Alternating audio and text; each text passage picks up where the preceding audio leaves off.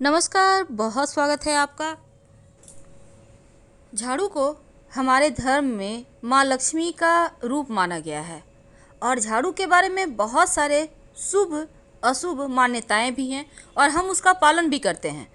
लेकिन झाड़ू लगाने से पहले एक छोटा सा काम आपके जीवन में धन को बढ़ाएगा और कर्ज से मुक्ति दिलाएगा, बरकत बढ़ जाती है। आखिर वो काम कौन सा है? हमारे धर्म में झाड़ू को माँ लक्ष्मी का रूप माना जाता है। झाड़ू से दरिद्रता रूपी गंदगी को हम घर से नित्य दिन बाहर करते हैं और झाड़ू का छोटा सा उपाय आपके जीवन की परेशानी को भी दूर करता है। देखिए, माना जाता है जिन घरों के कोने कोने की सफाई होती है वहाँ का वातावरण पॉजिटिव रहता है, सकारात्मक रहता है और घर में कोई वास्तु दोष भी नहीं होता। तो झाड़ू से जुड़ी हुई बहुत सारी बातें होती हैं। आज हम आपको एक खास बातें बताएंगे। रात में झाड़ू के नीचे क्या रखें, क्योंकि झाड़ू लगाने के विशेष नियम होते हैं। अगर वो नियम का आप पालन नहीं भी कर पाए तो कोई दिक्कत नहीं है, बस रात में एक छोटा सा काम करना है, बहुत सिंपल है। और चलिए हम जानते हैं। तो जब हम घर की सफाई करते हैं तो माँ लक्ष्मी की कृपा हम पर बरसती है और माँ लक्ष्मी का प्रतीक ही झाड़ू को माना जाता है।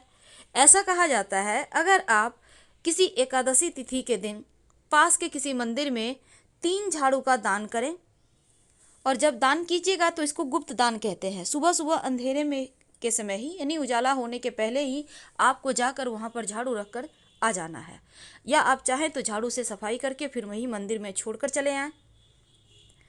और पुराने झाड़ू जो आपके घर में है, बहुत दिनों से आप यूज कर रहे हैं, ऐसा नहीं करना चाहिए, इससे वास्तु दोष पैदा होता है। जब भी झाड़ू टूट टूट कर गिरने लगे तो उसे तुरंत हटा दें। अब पुराने समय में लोग क्या करते थे, अक्सर ही मंदिरों में झाड़ू दान करते थे, मंदिर की सफाई करते थे, अभी भी लोग करते हैं।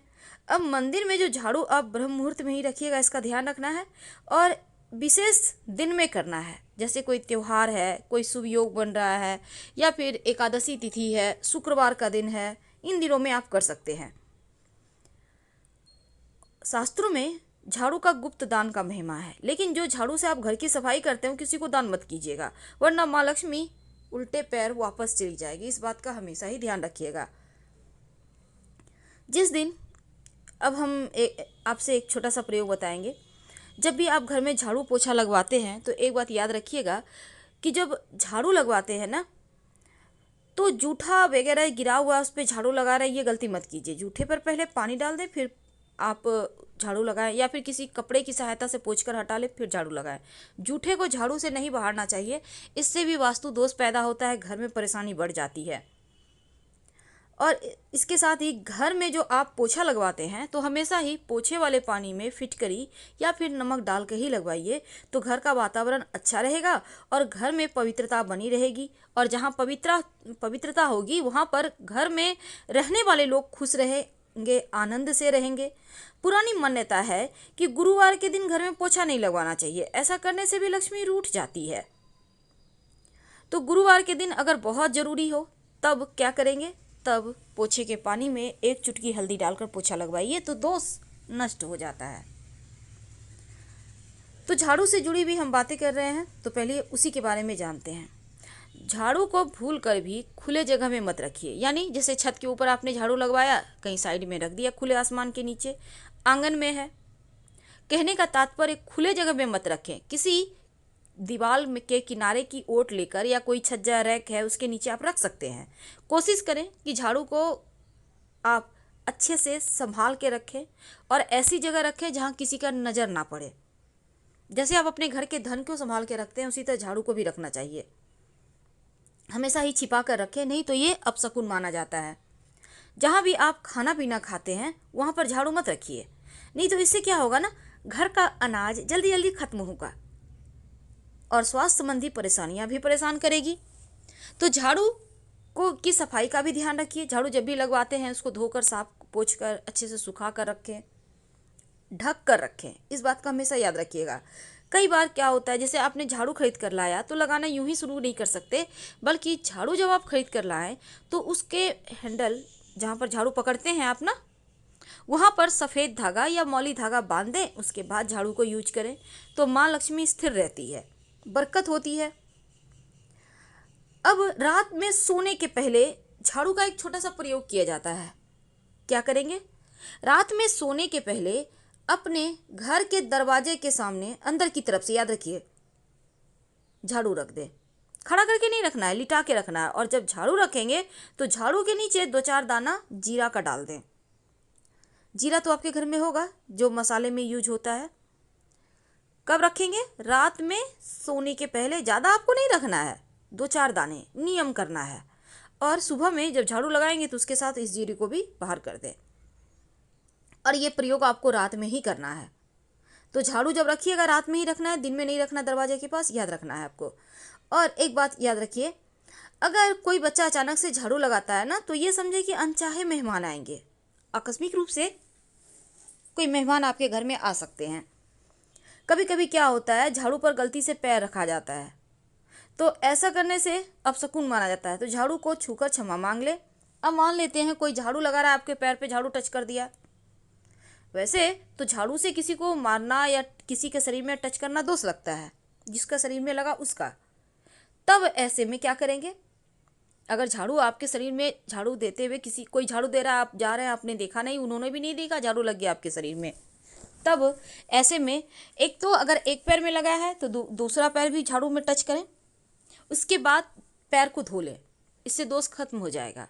और फिर झाड़ू को प्रणाम करना मत भूलिएगा। भूल कर भी झाड़ू से किसी को न मारे, चाहे वो जानवर हो या मनुष्य हो। कोई भी खास काम से आप घर से निकलते हैं तो आपके तुरंत घर से निकलते ही झाड़ू नहीं लगाना चाहिए।